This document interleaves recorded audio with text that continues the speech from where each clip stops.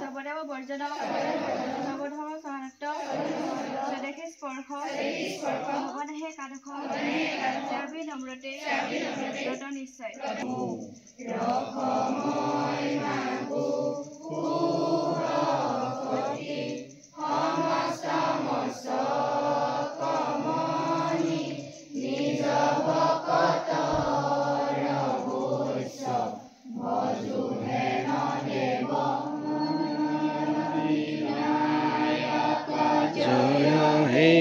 भारत भाग्य विधाता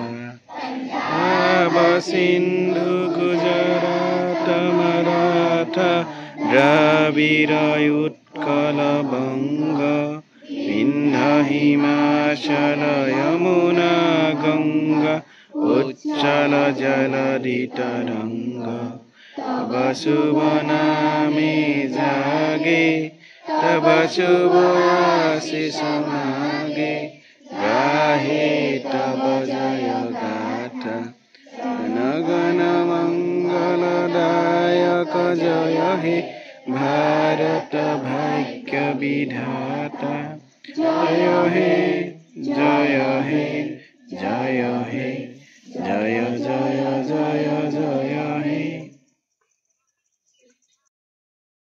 Sir, gentlemen, Honorable President, Vice President, and esteemed members of the SMDC, respected head sir of the school, especially our beloved teachers, honorable guardians, and my dear brothers and sisters, friends, and all the little ones.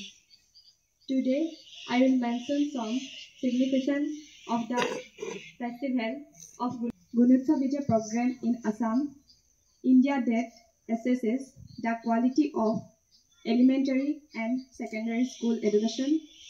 The program's goal is to improve learning outcomes by learning gaps and providing remedial measures. Gunotsav is an initiative to bring qualitative improvement in schools' education system. It is a comprehensive census-based evaluation covering 4 broad areas.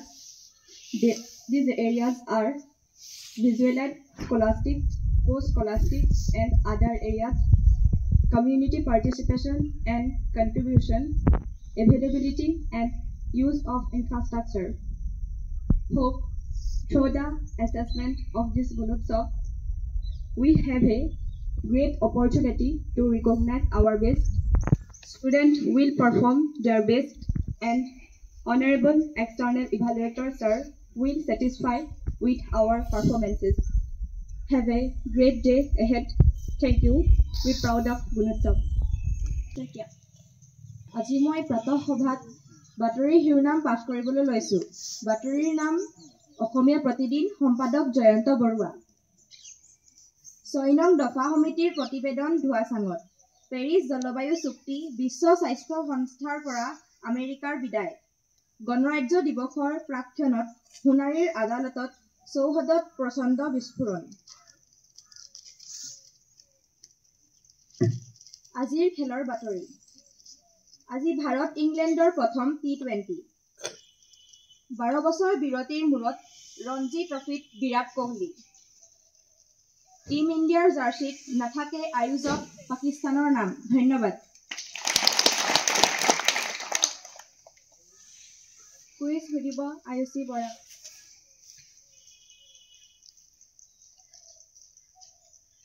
আজি পাঠসভাত উপস্থিত থকা শ্ৰদ্ধাৰ বহিমূল্যাক মহোদয় আৰু এই বিদ্যালয়ৰ প্ৰধান শিক্ষককে প্ৰমুখ্য কৰি এই শ্ৰদ্ধাৰ শিক্ষাগুৰুসকল, অভিভাৱক অভিভাৱিকাসকল, দাদা বাইদেউসকল, ভণ্টি ভাইটিসকল আৰু মোৰ সহপাঠীসকল, আজি মই কুইজ সুধিবলৈ লৈছো।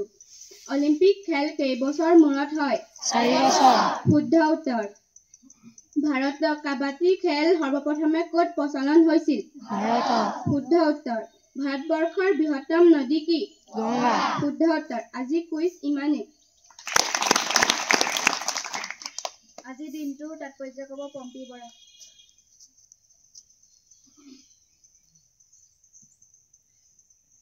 আজি পাত্ৰবাদ উপস্থিত মাননীয় বহিমূল্যাই মহোদয়, শ্ৰদ্ধাৰ আমাৰ বিদ্যালয়ৰ প্ৰধান শিক্ষক মহোদয়কে প্ৰমুখ্য কৰি শিক্ষাগুৰুসকল, অভিভাৱক অভিভাৱিকাসকল, দাদা বাইদেউ ভাইটি ভণ্টি তথা মোৰ সহপাঠীসকল, আজি মই দিনটোৰ তাৎপৰ্য ক'ব ওলাইছোঁ। আজি 22 জানুৱাৰী। এই দিনটো গ্ৰেগৰিয়ান বৰ্ষপঞ্জী অনুসাৰে বছৰৰ 22তম দিন। এই দিনটো বছৰ সমাপ্ত হ'বলৈ 346তমটা দিন বাকী আছে। এই দিনটো উল্লেখনীয় 1901 চনৰ আজিৰ দিনটোতে ইংলেণ্ডৰ ৰাণী ভিক্টোৰিয়াৰ মৃত্যু হৈছিল। 1788 চনৰ আজিৰ দিনটোতে ইংৰাজ কবি জৰ্জ গৰ্ডনৰ জন্ম হৈছিল। 1878 চনৰ আজিৰ দিনটোতে আজি ইজৰাইলৰ অভিযন্তা দিৱস। আজি মোৰ দিনটো তাৎপৰ্যময়। আজিৰ দিনটো পৰিষ্কাৰ ছাত্ৰ নিৰ্বাচন কৰিব অভিনাশ বৰা আৰু পৰিষ্কাৰ ছাত্ৰী নিৰ্বাচন কৰিব দলিত কলিতা।